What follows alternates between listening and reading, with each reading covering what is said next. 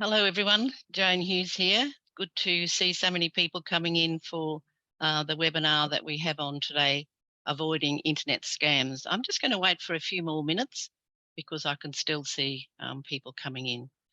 So when we get to a magic number, we'll get underway.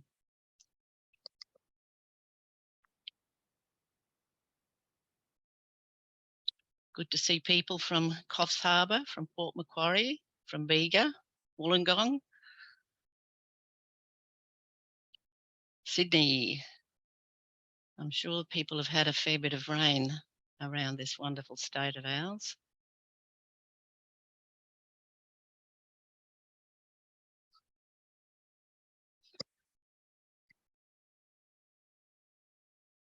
All right, folks, I am going to start the webinar. So for those of you who don't know me, good morning. My name is Joan Hughes and I'm the President of Council on the Ageing New South Wales. Today's webinar is Avoiding Internet Scams.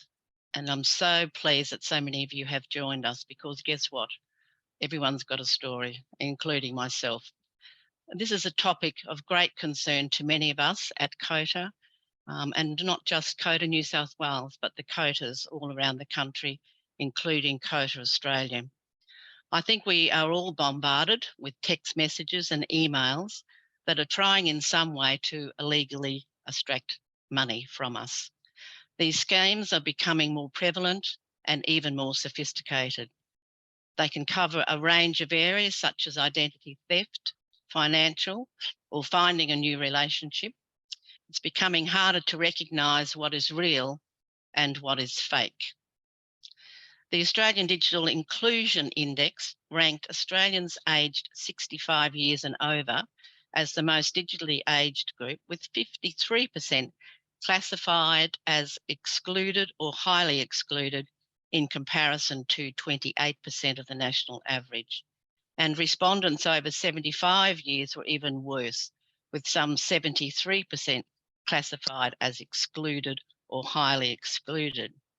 The biggest concern for COTAs around the country is as governments use and continually move to online delivery methods, many older people will be disadvantaged. Why? Because digital literacy, access to computers, being able to afford software, being able to afford virus protection will leave some older people behind, especially those who are financially disadvantaged and those who struggle with literacy generally. There's been an increase in the number of people over 55 experiencing some form of scams. And I just sort of checked out the Scam Watch program, which we'll talk about later. In 2021-22, the number of scams reported by people over 65 years climbed from around 46,000 up to close to 50,000, while the amounts reported lost rose from $81 million to a staggering over $120 million. And these figures are a little old now. Older people are targeted by scammers due to some having more money and accumulated wealth. Scammers will also find vulnerable older people who have recently divorced or have lost a partner and pretend to be prospective partners. It is very important to COTA that older people are protected, and we will continue to advocate in this space. Today, we're lucky to have two speakers, Brett and Angela, and I'll introduce them a little bit later, and they can provide some of the common techniques that scammers use, what to look for, how to protect yourself, and most importantly, where to get help if needed. So there'll be an opportunity to ask questions. People have a look at the bottom of their screens. You can ask those questions through chat or the Q&A function. So let's get underway. Before I introduce Brett to you, I would like to acknowledge the traditional custodians of this land we are all on this morning. I'm in Kiama at the moment, and I acknowledge the Wada Wada people of the Dharawal country.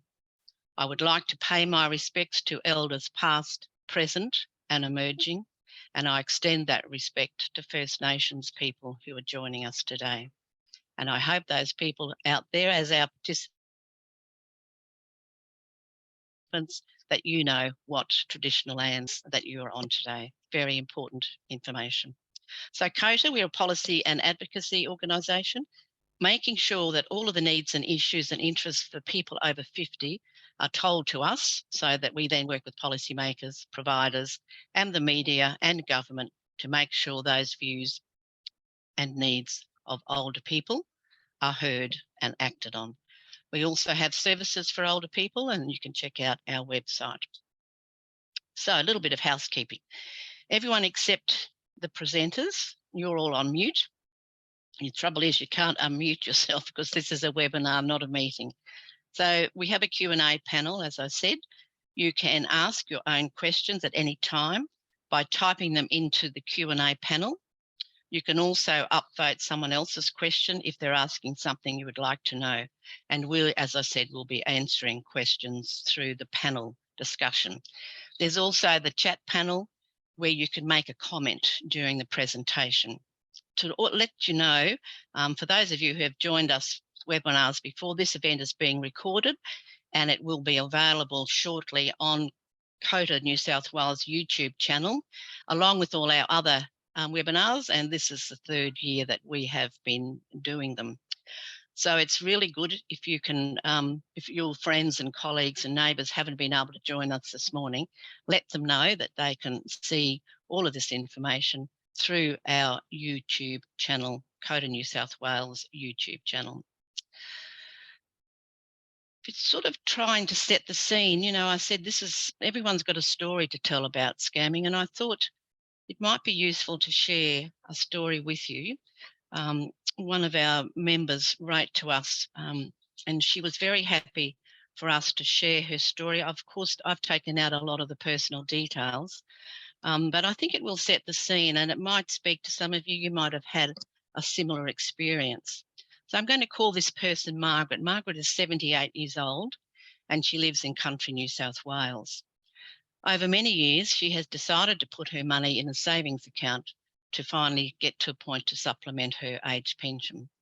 So in November 2021, she accessed well-known sites online like Rate City, Mojo and CanStar because she was searching for a better interest rate than the 1% she was receiving on these savings. While she was looking at one of the sites, a box popped up in regards to her online inquiry, offering further information on government bonds paying 5% interest. Remember, she was only getting 1% interest. Thought to herself, well, here's an opportunity. So she provided her name and phone number to get more information. Several days later, she spoke to a man, we'll call him Steve Jackson. He was well-spoken with a slight English accent. He told her that the bank he worked for had acquired government treasury bonds offering an interest of 5.5%, maturing in April of 2023. 5% of the 5.5% would be paid in interest in 6 monthly payments, and the first payment would start in April 2022. Margaret agreed that he could email documents and further information to her. She then received an email appearing to be from a very reputable bank with his contact details and also the branding and the logo of that reputable bank. The email contained details relating to the purchasing bonds, and the bonds were issued by a company. Margaret checked it all out and it was listed as a legitimate company. She then completed all the forms. There was a term deposit application form, a tax residency information form, and returned those forms back to Steve via email. She got a confirmation from him, who informed her that the documents were being passed on to the accounts department for processing. Then a direct credit request through her bank that she'd been banking with for 8 years was done. The form requested the money be moved to a nominated account, the details of which, of course, were supplied by Steve. The email from Steve contained the following documents: client information and buyback guarantee, terms and conditions, and the financial claims scheme coverage that she received. All of those, put them in a file, read them through, and thought that was it. The transfer was completed by her bank, and a confirmation email from Steve with attachments being a purchase digital bond certificate and a bank account number for her to monitor the bonds and the interest. The bond numbers listed were genuine bond numbers, and she believed she had successfully purchased them. A few months later, she attempted to set up her account online to monitor the bonds and be aware, or be known, I think, that the interest was due in a few weeks' time. So it allowed her to monitor the whole, more the interest rates that was coming into her account, I understand. The information provided did not allow Margaret to set up the account, at which point, so she went in to set it up so she could track what was happening with the interest. As soon as she did that, she became aware that she had been successfully scammed because it didn't work. As a result of this, she contacted the police immediately and reported the fraud. During her dealings with Steve, he provided a phone number, and she had spoken to him on that number many times. She also believed the email to be genuine, as it was his name as well as the bank's name. The email disappeared from Margaret's computer once the fraud had been successful. So I think that sets the scene. Now, let's get underway and see what Brett's got to say and share with us. So, Brett, please join us. Brett Levy is a director. I'm just going to sneeze, pardon me. Director of Marketing at the Australian Seniors Computer Clubs Association. He's someone who specialises in all things digital. He has consulted, designed, planned, built, and done a whole lot of application design and development for companies all over the world. He is on the board of the Seniors Computer Clubs Association, and I know he's going to provide us with some invaluable insights into protecting your information online. So, Brett, over to you. Thank you.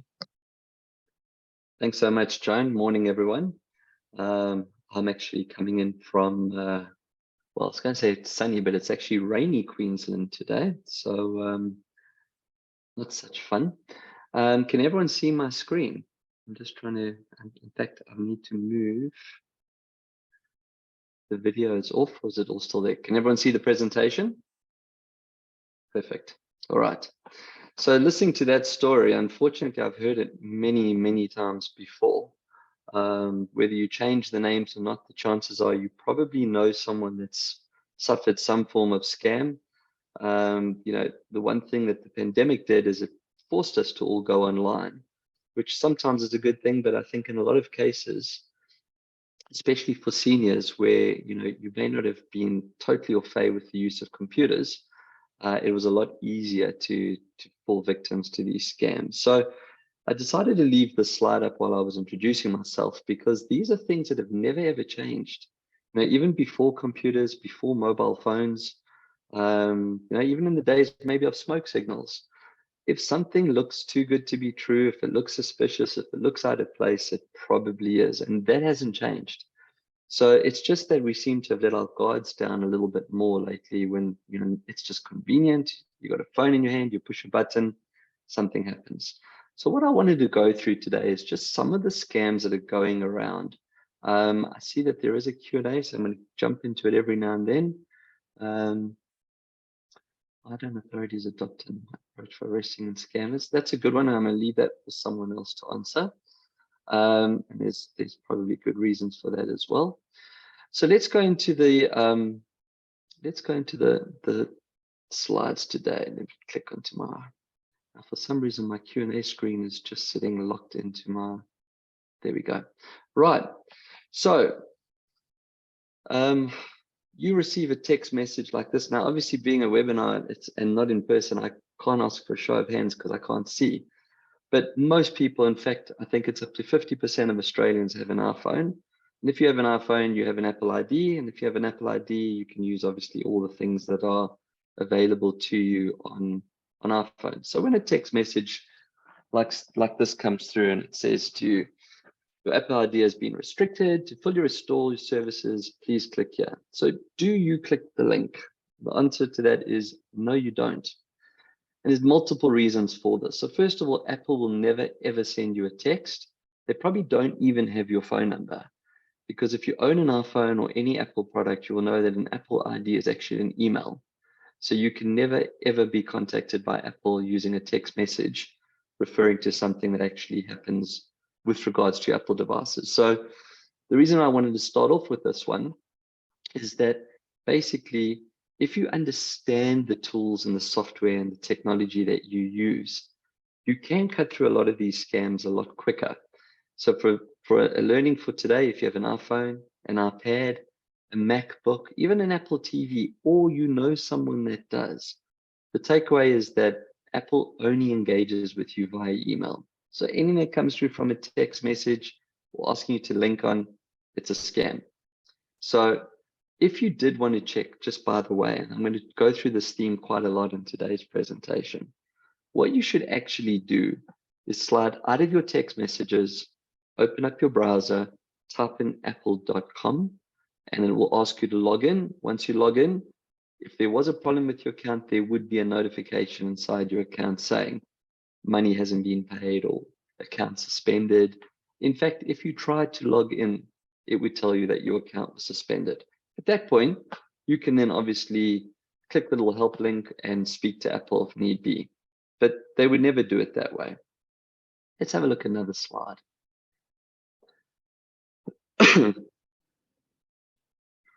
Right, so this is one that's been going around a lot. So I've put this as a text, but this is a quote of a phone call that you could get. So your phone rings, it will ring from an Australian phone number. In fact, we were talking about earlier how they mask. And the narrative goes along the lines of, hello, this is Amazon. We'll be charging you $99 for your annual Prime membership. If you don't want to renew, please press 1 to speak to a consultant. So again, do you press 1? No, you don't. Now, there's a few issues over here. The first off is, do you actually even have an Amazon account? That's the first thing you have to ask yourself. And with a lot of these scams, people don't actually sit back and go, well, hold on a second, I don't even have an iPhone. Why would I have an iTunes account? Now, you can get iTunes on Windows machines, but chances are you're probably not going to use it. The same applies to an Amazon account. You sit back and you go, but I don't even have an Amazon account. Now, that's not a problem. Don't push 1, because they want you to push 1 and say to them, I don't have an Amazon account. And they go, oh, this is a scam. Good thing you pushed 1. We're going to help you. They're not going to help you. The second thing that's wrong with this messaging is Amazon actually charges $59 a year if you pay up front, or $6.99 a month if you're $5.99, or $6.99 a month if you pay monthly. So $99 is the wrong amount as well. But again, when you hear the message and you've just heard my card is being charged, you panic. So you hit 1. So again, Amazon would never, ever call you. They would definitely not call you to tell you that they're charging your account. You would probably either A, just get a bill, which I think in Australia is actually illegal. They have to send an email to you to remind you that an annual subscription is renewing. I stand corrected on that, but I'm pretty sure that I'm right. And also secondly, it would be very good customer service to do so. If you sign up for a free app, normally they get a notification that tells you your free period is about to expire. And if you don't cancel, they're going to charge you. So there's always a communication from the company, normally via email, to say that you're about to be charged. Now, I've actually got a slide here that shows you the difference between renewal emails, Amazon emails and scam emails. And I thought this would be important because this would actually pertain to any single service, whether it's an Optus, a Netflix, a Telstra, any account, Origin, Energy, etc. What's quite important, that's why I want to leave this slide up as well, is if you actually look at the comparison between a provider, in this case, I've used Amazon, their emails, their calls, and their text messages. And what you can see, the first and the most important thing is, if you're looking on the left, is you will never be asked to reply with personal information, ever. No bona fide company will ever phone you and say, please give us your personal information. And in fact, what I do when the scammers call me is I ask them to tell me my details. And they go, no, we need you to verify it. So if you look at this here, you'll see they'll never ask you to verify it. Whereas on the suspicious, they will. And they'll ask you for things like your username or your password. So again, I'd like to just pause at this moment and say, well, if you go up to a bank You would never, ever be asked for your PIN code for your ATM card by a bank employee. So a username and a password is exactly the same thing. No official employee of any company is ever going to ask you for sensitive information. The other things that you need is provide instructions on how to verify your account. They will provide these instructions to you. Whereas in what I've just said now is that the scammers are going to ask you to verify the account. And the big thing is proofreading. So if you proofread an email, or just run your eyes over it very quickly, you'll see how many spelling and grammar mistakes there are. Now, I've actually brought this up. I've got a Q&A that's come through again. I just want to see if it's... So, Brett, it's just some people are finding it a little difficult to read the size of that. Is there any way you can make it a little bit bigger? I don't think I can in presentation mode, but what I can is I can just continue quickly reading through. So I've mentioned about never being asked for personal information, whereas a scammer will. Amazon or a company will never ever ask you to provide instructions on how you verify your account. In other words, do you give us your name or do you give us your phone number? They'll never ask you that. They'll just ask you to verify your account, whereas a scammer will, because they're trying to get that information from you to log into that account. I mentioned the proofreading. There will be spelling and grammar mistakes. And this is because these emails are copied and pasted and shared numerous times. So they do get corrupted. A site link will always begin with http://. In fact, if it's a legitimate company, it will actually be HTTPS. Very unlikely that they wouldn't have a secured website, whereas a scam account is going to be payments-Amazon instead of .Amazon. The dot is important. So by putting in the payments-Amazon, then the .com, this lets the scammers now create what they call spoof or fake sites. I've also seen email addresses, links that come through that actually have numbers.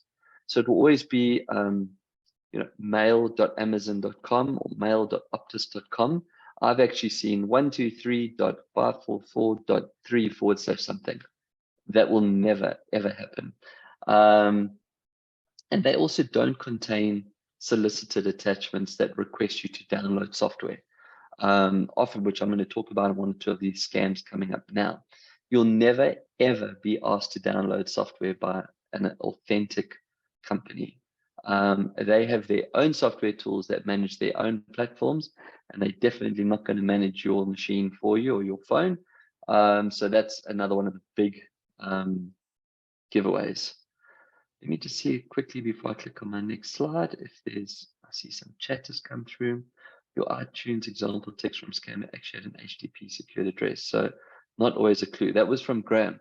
Yes, Graham, it's true. But as I said to you, one, Apple will never send you a text because you've never given them your phone number. And two, as I said in that same slide, don't ever click the link, open up the browser and type itunes.com. Scammers will also, and on that point of using the HTTPS, in order for a payment to be interacted with one of the payment gateways, like a PayPal or credit card company, they actually have to have an HTTPS site. So you'll go to a site that has the little lock, it'll have the S, because they're wanting you to give them a payment. They can't take a payment on a non-secure site. So hopefully that clarifies that. I've been getting ones in Spanish. Yep, I get that as well. All right, so let's carry on with some of the slides because I'm also conscious of time. Right, so here I've actually got some examples of what I receive, and I get a lot of spam. And just by the way, and I don't advocate any of you do this, but one of my pastimes is to keep scammers on the phone as long as I can, and my record's over an hour. But I do that to try and make sure they don't have time to contact you. So one of the emails that I get looks like this is from my email box. So there you'll see, if you're looking at the screen, you'll notice there's a few things that are wrong with this email. So the first thing that's wrong is, and I'm going to put little arrows up now, hopefully they'll appear on my screen. Why is it not appearing? There we go. So the first thing is that in the word Netflix, you'll see there's a small little dot if you can. I know the screen might be small, but there's actually a typo in Netflix. Netflix themselves will never have a typo like that. The second thing is if you look across where it says notification, your cancellation. I mean, that's just gibberish. There's no spaces in the subject. That would never happen. In the email itself, you can see the word forward, notification. Never going to happen. No company is going to forward an email to me. It's always going to be a personalized email to me. So that already tells you it's wrong. And then if you look at the email address, Netflix with a funny dot under the T, support@innofi.freshtech.com. Freshdesk is a tool that's used to manage chat. It's never going to come in an email like that. So straight away, when you're looking at this email address, everything is going crazy. And of course, right down at the bottom, it says restart membership. Never going to happen. They're never going to ask you to click on a link to restart your membership. What an email from Netflix actually does look like is something along these lines. And if you notice again, I've done the same screenshot for you. Netflix is spelled correctly. Can you see in the subject, Brett, comma, we just added a docu-series you might like, perfectly spaced. If you go down into the email body copy, you've got info@mailer.netflix.com. So that's what I was saying earlier. It would always be something.amazon.com, payments.amazon.com. In this case, mailer.netflix.com. That is the server that they're using to send this email from. And this is what a legitimate email looks like. So you can see I'm actually going to click back again just to quickly show you how bad that was with a funny little Netflix logo on the side there, and the whole spelling errors. Right. Here's another one that is doing the rounds, right? So this is about postal. Now, again, I mentioned the pandemic, and the problem with the pandemic is we had to all shop online, from our groceries to our medication to everything that we needed. We were forced to go online. This just became an absolute hunting ground for scammers, because you might be receiving stuff that even if you haven't ordered it, it's going to come online. It's going to come through a delivery. So when you get an email like this, the question is, do you click on the link? Well, if you've been paying attention to the presentation, no, you don't. This way people take advantage of us is because we're so used to ordering these things, as I said, that just to go complete your order. Now, what the problem with this one is, first of all, $199 US. We're in Australia. Yes, it could have come from a global email, so that might not be the only sign that tells you something is actually wrong on this. But if someone sent you something and they didn't pay enough money, then DHL would contact the sender and say to them, you haven't paid enough money. Probably wouldn't even be able to actually initiate the courier if they hadn't paid enough money, first of all. Second of all, when someone sends something to you, and I'm sure you've sent post or registered mail yourself, you put your details as the sender and you put the receiver's details down on that same registered envelope or box. What would happen is Ozpost would actually phone you. That's why they ask for a phone number. They would phone you. They would say, hi, I'm phoning from Ozpost. Just want to let you know that someone, they'd give you the name, has sent you a parcel, and there's a shortage of X number of dollars that are due for us to release it. Now, at that point, it still may be a scam. You have choices there. What you can do is say, that's great. Can I come into my local Australian post and pay for it before I receive it? And the answer will be yes. Now, this would be inconvenient that they're not going to be sending it door to door, but it does help you avoid a scam. Equally, what you could do is you could actually ask them for the tracking number, write the tracking number down, go into Ozpost or DHL in this case, put in the tracking number. Remember what I said, type in the word dhl.com or ozpost.com.au, type in the tracking number, and one of two things is going to happen. It's going to say this tracking number does not exist. Now you know it's a scam, or it's going to log on and say a warning with a little button and say, there's money due on this account, please contact the following number, and it will give you a 1-300 number. So you're now initiating the phone call. That's how you protect yourself. The problem with most of these scams is it's all about convenience. They know that we're time poor. We just want to make things happen quickly. So we click buttons or hand out information over the phone. Oh, by the way, if you look at the screen, you'll see there is no tracking number. That was something I left out. no parcel would come to you without a tracking number. At the top, it's got a hash reference 7678438. I guarantee if you try to type that number into dhl.com, nothing would happen. So it needs an actual waybill or tracking number. Right, this is one that's going around at the moment. This is very prevalent. I've actually been sitting here and got a text like this. It said, "Hey Dad, I'm in trouble, please help. I am a father, I have a son." The only problem was why I didn't panic is my son was actually sitting in the room next door. So I just asked him if he's okay. Now he is a teenager and he is actually lazy enough to send me a text message from 4 meters away. So at first I could have thought maybe there was something about this, but then again, so you receive a message like this. It says, "Hey mom, I'm in trouble, please help." Do you help them? Of course you do. They're your kids. No, you don't. So what the world has actually forgotten is that we have a thing called a telephone that actually makes phone calls. The kids today don't seem to understand that that device that they hold glued in their hands all day long actually makes phone calls. It's not just a thing to send text messages. So when you get a message like this, there's a couple of things you can do. First off, do you have a child? So these scams work on the volume basis. They know they're going to send messages to people that probably don't have children. So if you don't have a child, just delete it. But let's assume that you do have a child, a grandchild, a child. The first thing you do is you phone them on the original number that you know that you have in your contacts.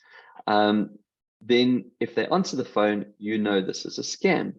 But let's say you know they do have a new phone. I'm going to just give the benefit to the doubt for this for a second. What you do is you then phone this new number. So if you read, it says, "Hey mom, it's me. I got a new number.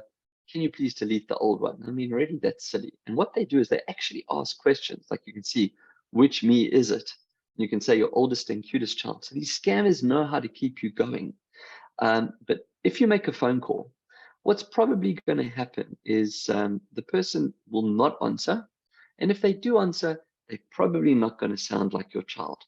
Now, I know if my child got into trouble, he's not going to go and find himself a new cell phone number or go and buy a new phone and set up a new device and so on and so on.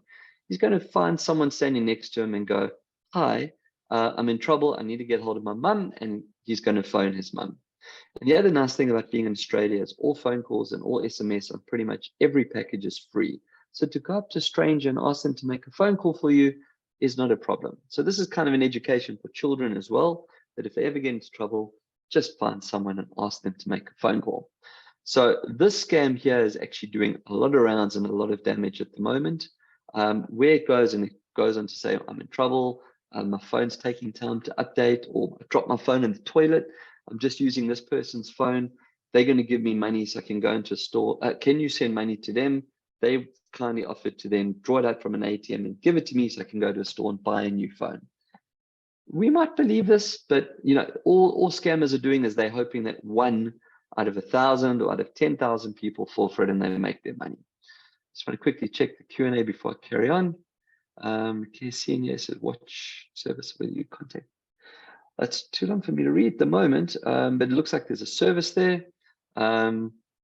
So maybe just look through the Q&A as well. It looks like someone's providing some information, some service offering to help you there as well. Okay, this is the one that I love. This is old, but it is amazing how this is still being used all the time. So people contact you through various channels, like the examples I've used, and they ask you to pay them in gift cards. So let's just pause there for a second. Why would the ATO need a Google Play card from us to offset our tax payment? Or why would your superannuation account contact you and say, "Please, can you go and buy an iTunes account and read me the number so we can top up your superannuation?" And so on and so on. I don't remember the last time that I walked into a Dan's or BWS and I bought my favorite quaff using an Apple iTunes card. And in fact, I challenge you to try it because I'm pretty sure you won't be able to. So why people would think that a bank or DHL or Amazon, by the way, Amazon has their own gift cards and they sell gift cards. Why would they need you to pay them in gift cards? Yet so many people fall for this. So what actually happens with this, just to explain how this scam works, is they have credit card information from people. They want you to buy gift cards. They give you the gift card number. You scratch the little thing, you give them the gift card number over the phone, and then they redeem it against the card numbers that they have, and they buy other cards. And they keep moving these cards around, and they use that, and they sell that information on. It doesn't actually matter what they do with it. The most important thing is that you don't become a victim of it. No company, no government body, no one will ever ask you to pay them in gift cards. They might ask you to pay them in crypto, but they'll never ask you to pay them in gift cards. So if someone says to you, please pay me in gift cards, or I need you to go down to the store and just give me a gift card, just hang up the phone or delete the text or whatever it might be. The worst one I've received, this I think is from Shirley. People ask for my husband, they ask my husband my name. I too keep them on the phone as long as I can. By the way, my husband passed away over 3 years ago. I'm sorry about that, Shirley, but I'm glad you do keep them on the phone, but please be careful. Sometimes they're a lot cleverer than we are. So it is fun for a point in time, but as long as you're keeping on the phone without giving them anything, then that's great. What else do we have? Right. So let me help you with that. Now, this is my favorite one that the scammers go for. And I say it's my favorite one. It's my favorite one to talk about and hopefully avoid. Scammers are so helpful. They really are nice people. And they even offer to do it all for you by getting you to install remote desktop software on your machine. And when I talk about a machine, I'm talking about an iPad, a computer, a phone. All of these are machines. You can get apps that are remote desktop, remote control. You can do it on your computer. Joan, you've got a hand up. 5 minutes, thanks, Brett. Perfect. I will be finished in 5 minutes. So they ask you to put remote desktop on your machine. Now, not only does this give them access to your machine, but more importantly, they can actually leave a backdoor, it's called a Trojan, on your machine, and they can come back at a later stage. So even if they don't get what they want out of you at that moment in time, they've probably left a little bit of code on your machine that will allow, if you leave your machine on at night or you leave your machine unattended, they will be able to come back onto your machine at a later stage and go through all kinds of things. So the lesson to be learned here, no one in life is that helpful that they are actually going to control your machine for you and help you solve this potential problem that you have. Once they got control of your machine, they can actually show you whatever they want to. So there's a scam that goes around called the refund scam, where they supposedly owe you money. They log onto your machine to show you. And while they're doing that, they're actually building up a fake version of your bank account because you've now told them you bank with NAB or ANZ, etc. And they show you on your screen that they've now overpaid you. And now they need you to refund them because they're going to get into trouble. Instead of $400, they gave you $4,000. And one of the best, I'm laughing because one of the things that they ask you to do is if you can't pay them money, to pay them in gift cards. Now, again, what bank employee is going to accept gift cards on behalf of their bank? So please don't ever put remote desktop software on any of your devices. Don't get me wrong. I've often let Apple control my machine using remote support, and I help people out using remote support. But one, I have phoned Apple for help. They didn't phone me. And after going through multiple verifications, they then take control of my device. And when people have asked me for help, well, they've again phoned me for help and they know me, and I take control of their machine. So I'm going to leave this slide up quickly. I've got 2 minutes left, or maybe a minute left. These are some quick little points that you should just remember. You can read through them. I'm not going to read through them, but just while you are reading through them, just remember that they can make you think the sender's legit by coming up with fake emails. I mean, if you know the person that sent the email or text and there's a chat history, or they've told you that they're sending it, it's probably okay. But if the first time you've ever got a message from Optus, knowing you've had messages from Optus before, it's probably fake. When it comes to having your account suspended due to non-payment, let's use the Netflix example. Go to the browser, type in Netflix and sign in, go to your account section, and if it was unpaid, it would tell you. And again, they would probably phone you. Doctor's bills or professional services, you get a text saying you haven't paid. Again, the doctor would phone you, the receptionist would phone you.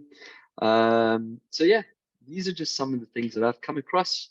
And I think that brings me to the end of my my site. Oh, scamwatch.gov.au is a wonderful site. If you ever think you've been scammed or there's a scam going around, go to scamwatch.gov.au and have a read for the latest scams. In fact, check it on a regular basis because they update it all the time.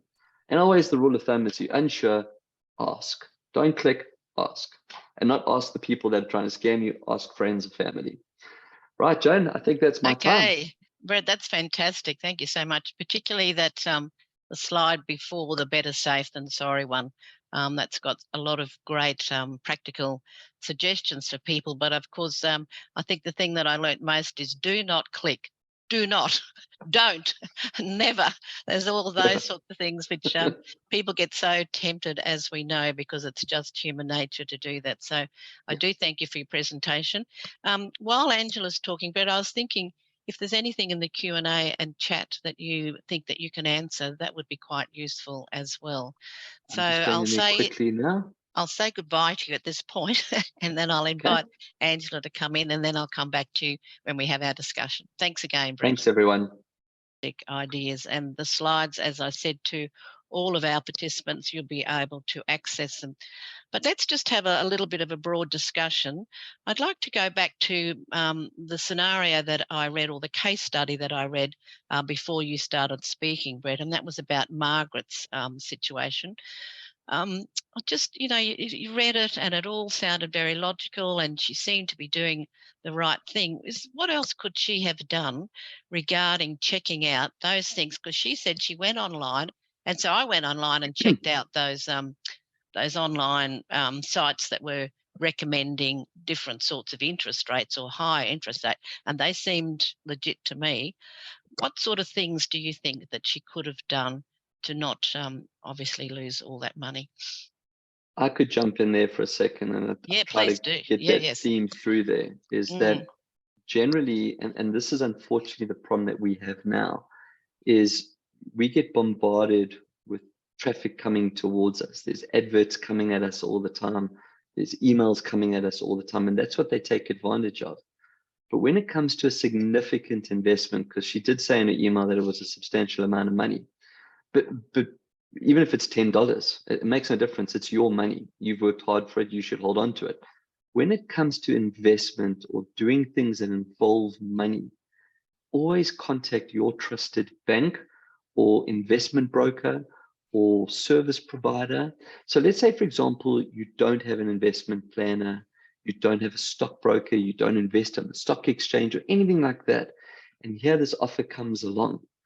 The first red flag that should go in your head is, I'm not an expert. I've never invested in stocks. I don't own bonds. So why would you want to then all of a sudden take a chance to try and get a 5% interest rate? So that's the first thing. Contact your son, your daughter, a family friend, an accountant. In your career, somewhere along the line, you would have worked with someone that has a financial bias. Or even contact your bank. Pick up the phone, go into the branch and go, I've been offered this interest rate on a government bond. They'll probably help you validate it or verify it. So that's the first thing. The second thing is, let's say you are investment savvy. I'd like to think I'm investment savvy. I buy stocks. I have a little bit of cryptocurrency and so on and so on. So I think I'm across most of it. I would never take advantage of an offer like that. I would go to Southwest Bank's website. I would read up and see if these bonds were there, if they were offering these interest rates, or whoever that bank was that offered it. And the chances are I'm not going to find the information because they're not offering it. Or more importantly, if they are offering it, I would engage with one of their direct employees to make sure and say, I was contacted by Stephen. I think that was his name that you used. I'd like to make sure that Stephen gets the commission. Could you please put me through to Stephen? And they're going to come back to you and go, Stephen doesn't exist. So, or if Stephen does exist, he might sound very different from the Stephen that you spoke to on the phone. So these are the things, that's how I would have probably navigated that one a little bit better. As someone has just said, it's what you just suggested then, Brett, about going and some of the people, of course, that we represent don't have a lot of money, and the only institution that they might get support from would be going back to their bank, because most people have a bank account. But as all of us know, we don't have physical banks anymore. Often they've closed down That's in in the people's chat. suburbs. Yeah, Yep, and that's in the chat. we've at I'm on the board also of COTA New South Wales Australian, and we have brought this up on different boards that I'm on too, the Banking Association, and said, it's not working for older people. And the problem is we're talking about scamming. Where does that happen? Online. And now we've got this confusion for some older people where they have to do all of their banking business online. Very hard. If you pick up the phone, it's very hard to actually get through to someone where you can have a chat about your circumstances. So on that note, and it's Shirley and I think Alison both mentioned, in fact, Alison was saved by a taxi driver, which is fantastic. Well done to the taxi driver. But the reality is, I mean, I've tried to phone people, right? You sit on hold for an hour. So no one wants to do that. But there is a chat function on bank sites, which are a lot quicker. It's still that, it's still technology. You still have to go to like nab.com.au and you look for the little, it looks like a speech bubble, or it might have a headset icon. It's normally towards the bottom left or right. Or you look for contact us and it'll bring up multiple choices: email, phone, chat. So look for the chat application. In fact, to really help, most people should try and get the bank app on their phone, because the chat app is always part of that app. If you go into that and you hit the chat app, the chances are they'll answer you quicker. And you could say to them, someone's phoned me from the bank, etc., and you'll probably get a response. But unfortunately, that is a really big problem, that they have closed down the branches. And again, the scammers take advantage of this. So, if you can't get hold of a bank, if you can't use the chat function, I'm fully aware that some people are visually impaired, some people are hearing impaired. So that also makes it very difficult to try and get on a cell phone and type in a small little chat box. Phone someone. Ask a friend, ask a family member, can you help me? Does this sound legitimate to you? It's more embarrassing to tell people that you've had all your money stolen than to phone someone and say, I really don't know how to do this, or I'm not sure how to do this, or if this is the right thing to do. No one's going to judge you for that. So, rather make a phone call. And then someone mentioned something that neither Angela or I mentioned as well, which I think is worth quickly mentioning, is the missed call scam. So this is when your phone rings and it hangs up, and then you phone back the number, but it's actually an overseas, what they call a trunk call. It's a prepaid premium number phone call. This has been going on for years, and that's probably why I didn't mention it, because this is not a new scam. This is probably 10 to 15 years old where they've been doing it. If you do push back a missed call number without reading the number, yes, you are going to get billed. But generally, you should be able to see the number. It should have a plus sign and 4481 1202. There's normally a string of numbers. Australia is +61. So if it doesn't say +61, don't call it. But here's a tip that I give a lot of seniors as well. If you don't need to make international phone calls, turn the feature off with your service provider. So contact Optus or Telstra or whomever it is and say, I don't want international dialing on my phone. That way you cannot make an international phone call. The second thing is, if you do need to make international phone calls, get hold of that person that you need to speak to, unless it's a company, and ask them to download WhatsApp and phone them via WhatsApp, or download Facebook Messenger and phone them via Messenger. If you have an iPhone, phone them via FaceTime. All of these phones have these things. Then it's a data phone call and it's free. So, well, if you're on Wi-Fi, it's free, or if you have a data package, it's free. But turn off your international roaming, turn off your international phone calls, because you probably don't need to make them. And Brett, someone just came through to say, if you do use that that online system that's attached to your bank, it's true, they're robots that are answering robots that are answering questions. However, if the question is very specific, so I tried this just recently and I got through, and then like right at the very end they say, have we been of any help? And I say, no, you haven't. because you haven't answered. You haven't answered my question. Then they'll transfer you to a real person. So keep persevering with that. That's useful. Type human, please. As Yes, soon as this chat starts, I just type human, please, and it transfers. Now, Angela, there was a question that came through specifically for you, and I just somehow just can't find it now. Let me have a look. Oh, there's another question that came through about, are these slides that both Brett and Angela shared with While us you're today, are they looking for available? that, I'm going to quickly answer Yeah, Dave. please do. Dave, I think it's Chabra. If I've got that wrong, I apologize. He said, how the scammers open bank accounts in Australia as the banks ask for ID and all that. Well, they actually don't. So what they're doing is they're getting people to open what they call an immigrant account, which if you've just arrived in the country, you can get an immigrant account before you get your Medicare card. If you haven't picked up, I have a funny accent, although I am an Australian citizen.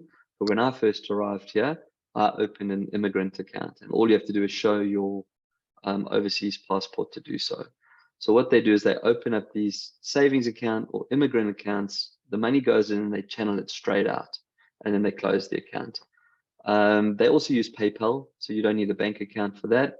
And then remember, if you remember my presentation, the famous gift cards. So they actually ask you to use prepaid Visa gift cards or iTunes gift cards. And they don't actually use a bank account. They take that money and they send it straight out. And the other question was from Judith about, can we just delete scam emails or should we always report them? Judith, I would say just delete them. I'm glad you'd like to report them. Yes, block the number. The email address is never the same. The phone number is never the same. It's they cloned. So you're just going to go through the effort of doing it. Rather go into Scam Watch and report the scam so they're aware of it, or tell people that what's happened. But trying to report the email or the text, it's not going to do anything. They're not real accounts anyway. Mm-hmm. Angela, I found the question. It says, is there any way to find out that your identity has been compromised? Great question. Good question. Thank you. So generally self-detection is common with identity crime because you're likely going to find out what's happened to you. One of the best places to start is with a site called Have I Been Pawned? PWNED. Sorry, say that again. Have I been? Have I, so yes. It's all one word, have I been, B-E-E-N, PWNED. Oh, okay. .com. So this is a site that our help desk recommends to customers who contact us. You can enter your email and phone number or online passwords, and it will search known data breaches to see if your details have been included in them. And if the search returns any hits, it will detail the websites or organisations that were breached, the personal information that was compromised, and then you can take action to secure your accounts with these websites and organisations to ensure that you update your passwords moving forward.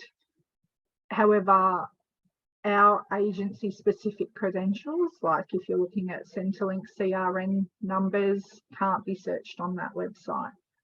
So another good option is to contact ID Care. They are, for want of a, yes, that's correct. Have I been informed? That is correct. Another one is ID Care. It's a catch-all type organisation, so they will also encourage you to check your credit history. Is also a good place to start. And there is cyber.gov.au, which is useful as well. But they're useful for maybe looking at some quizzes and reference material to help you become more confident in what you're looking at when you're online. So we've put that website up, folks, and here's PayPal makes it hard to report because you cannot find the PayPal email address. I haven't got any knowledge of that. Does anyone, either you, Angela, or Brett? I think what the person's saying is when you go to paypal.com, there is no email address. Unfortunately, PayPal being the organization that they are working across multiple time zones and multiple geographies, they only use what they call a case scenario. You have to lodge a case or create a case. There generally isn't an email. It's actually a terrible system, so I'll agree with you.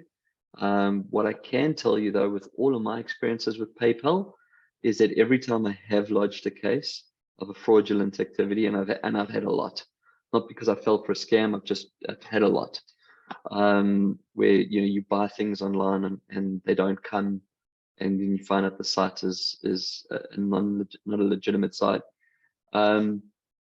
When you lodge a case or open a case in the resolution center, so that's what you're looking for in your PayPal account, you go to the resolution center and all your choices are there. I've won every single one of my cases and they refund the money. So another tip for everyone when you're buying online, if there is a choice to use PayPal, always use PayPal.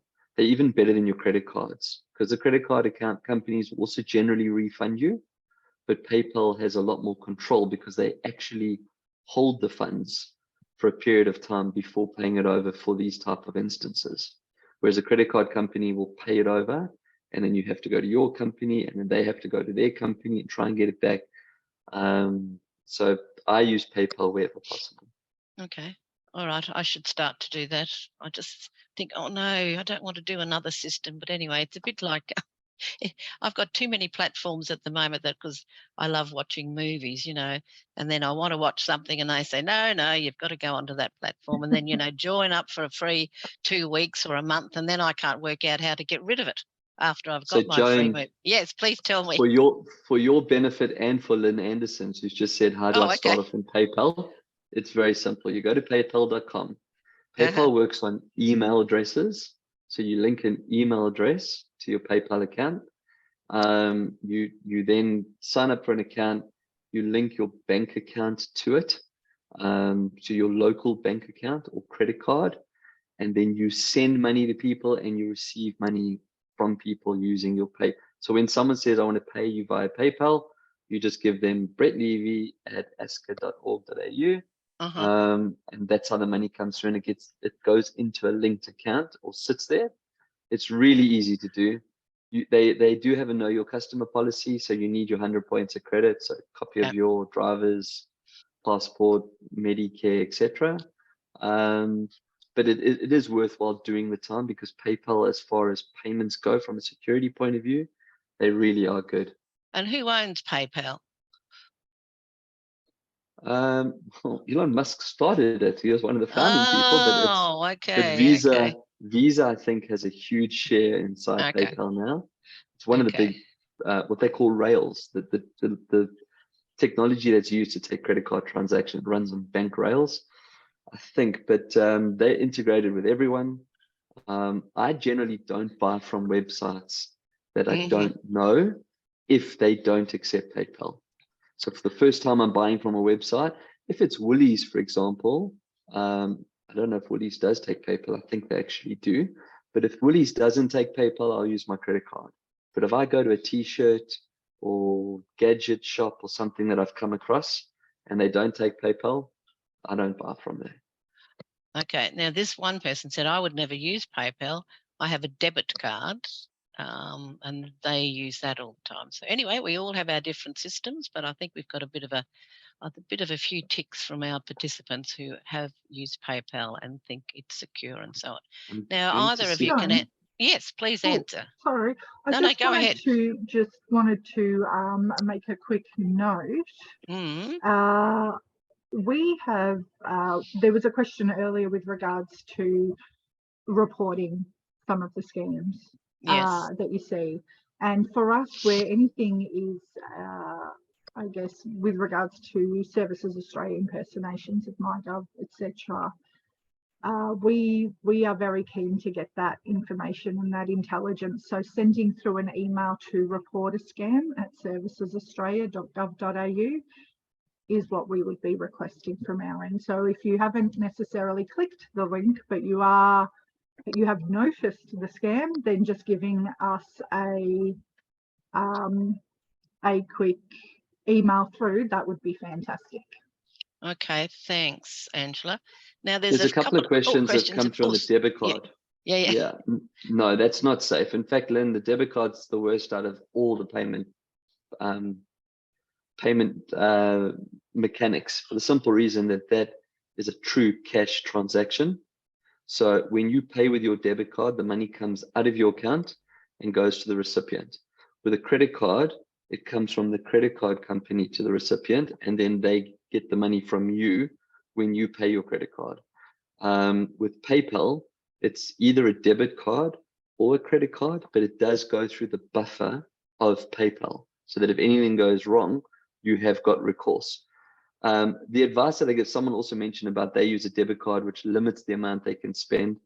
If you really are worried, then go and buy prepaid Visa cards for like $50 or $100, whatever, and use those. But generally, then you've got funny amounts left over.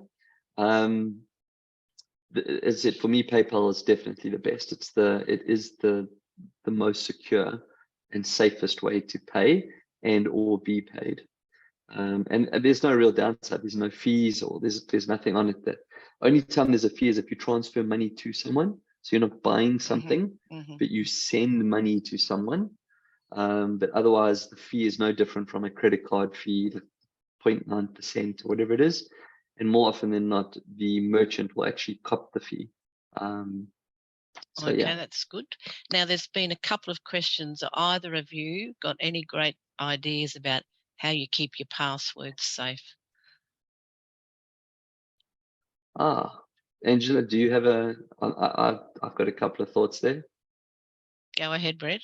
Thank you. Okay. So I use a password tool like a LastPass or OnePass. I'm going to start off with the negatives. I do not share my computer, and I have a dedicated network at home. So visitors come and they want to use my Wi-Fi, they get a different Wi-Fi. So no one ever gets onto the network that I use. And I never, ever use public Wi-Fi. I hotspot off my phone. So I never go into a hotel and use their Wi-Fi. That's a different discussion for another day about how you can get scammed there. So OnePass, LastPass, DashPass, there's a few of them. And what it does is you create a master password file. And then when you go into a website and you enter username and password, a little window pops up saying, do you want to save it? I go, yes. And it saves it. Now, there's two things or three things probably that are important here. First of all, I never ever create my own password. I always use the suggested password, which is a hex. It's like 16 characters and all kinds of weird and wonderful things. And that's the reason why I use a password manager, because I'm never going to remember that hex. So that's the first thing. The second thing is, if you share your machine or you use a public machine, this is not a solution for you. You cannot use a shared machine with a password manager tool. And then the last suggestion I use is to use Chrome as your browser. So regardless of whether you use a Mac, so Safari, or a Windows machine, which I think is called Edge or Bing, whatever it is now, if you use Chrome and you have a Gmail account, there's a Google Password Manager, and that will save your passwords for you as well. And it's linked to your Google profile. Someone shared the Have I Been Pinned email website earlier. Google actually supplies the data to that, a lot of the data to that. So that's another reason why I advocate for Chrome. But yeah, passwords, please don't ever use your name, your birth date, your kid's name, your dog's name. You need to come, if you are going to type in your own password, then my suggestion is that you do it in a story. So I'll give an example. If you were going to, let me come up with a name quickly and I'll show you how I do this. Your favorite TV show, I'm going to have to do it from my personal point of view. So my favorite TV show is, let's say, Breaking Bad. I don't know, it's the first one that came into my head. And the favorite car that I had was a Peugeot 206. That's the only car I could think of with a number, or 308. So there we go. So we've got Breaking Bad and a car with a 308, the Peugeot 308. That was my favorite car. So when I want to remember a password, I would write down in a book in my contacts folder that the password was, and if I'm using the capital B for Breaking Bad, it'll be a capital F and the word favorite TV show, and then car. So favorite TV show is Breaking Bad, and car was 308. So my password is capital B because it's a capital F, Breaking Bad 408. 308, I've already forgotten it. Good reason to write it down. So those are the kind of tips that I give people, is that you don't write the password down anywhere. You write it in a story. First love with a capital F. Well, probably my current wife. So it will be a capital G and then the rest of her name, and so on. So those are little tips, because you never, if you write your password down somewhere, chances are someone can find it. I think someone said, can you just repeat those password manager? LastPass, 1Password, Okay. and I think it's -lane. Those are the three that I know. Okay, so folks, we've got about 8 minutes left. Just a couple of other things I'd like to get Brett and Angela to talk to. So, Brett, we can see the message for the organisation that you work for, and who would have known that it's been going since 1998? But you can't have been there then because you're too young looking.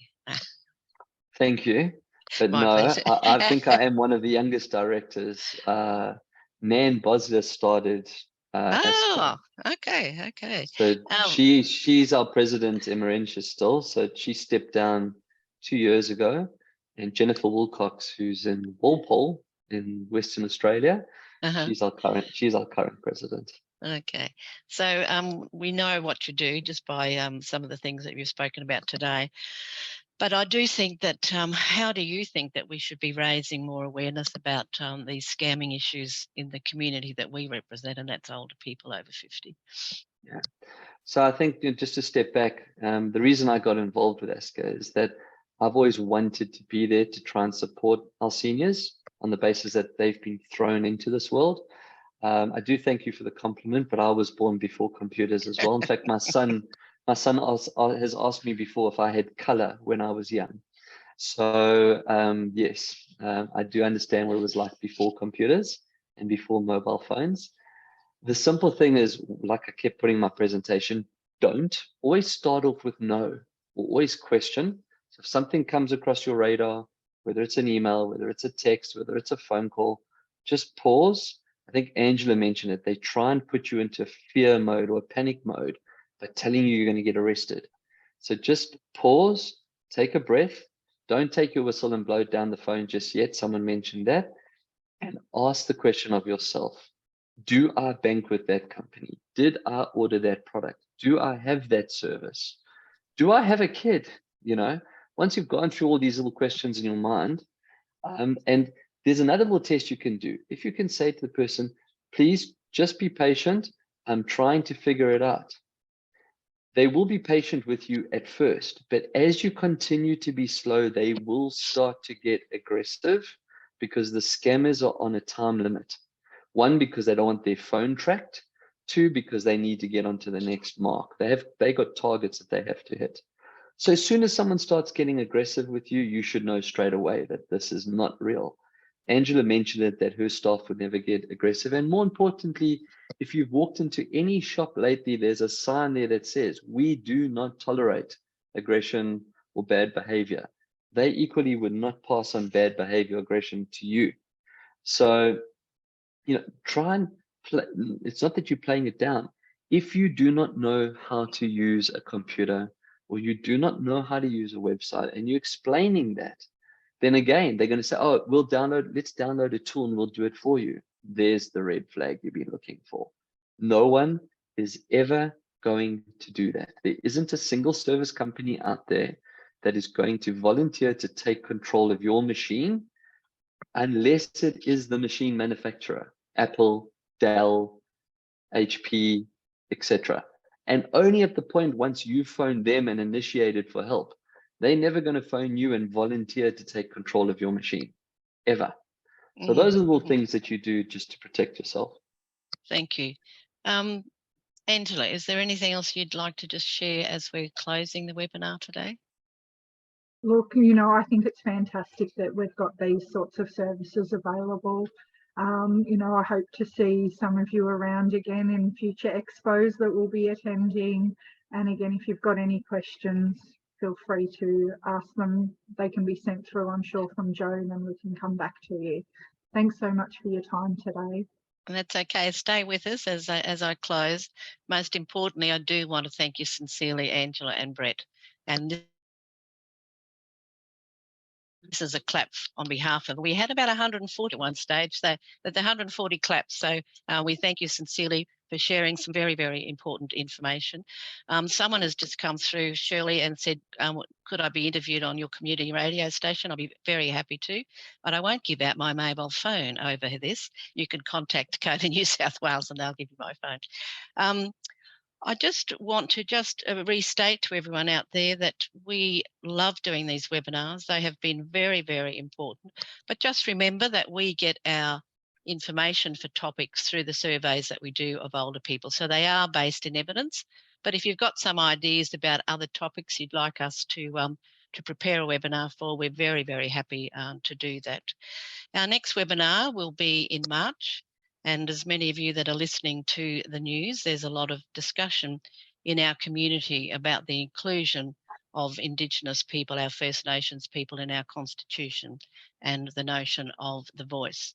To all of you out there, COTA New South Wales yearly surveys people, not this one that we've just released, but the one before that, the top 3 things that came up for our older people, and we got responses from about 8,000, so it's a substantial piece of research. The top 3 issues were climate change, inclusion of Indigenous people in our Constitution, and homelessness and housing options for older people, especially women.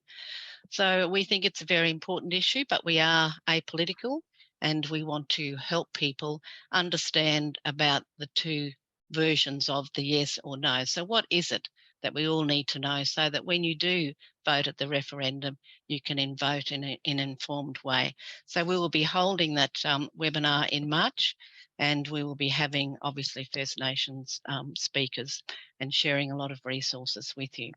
So thank you very much for joining us. And when I started the webinar today, guess what I forgot to say? Happy New Year to all of you out there. So a happy 2023. We hope this year is going to be better regarding all of those things that we need to manage in our lives on a daily basis. COTA New South Wales is always there for you, and we hope that you will join us in all of the things that we do to improve the action, the needs, the interests of older people. And there's a lot of us around. So as I leave you, I'm going to put 2 or 3 of the things that I learnt today into action. I'm going to do them as soon as I say my final farewells. So again to you, Brett and Angela, thank you very much for all the information you shared with us today. And I hope that you can join us again soon. Everyone stay safe, and we'll catch you soon in March. Bye for now. Pleasure. Thank you. Thanks for having us. Bye. Bye.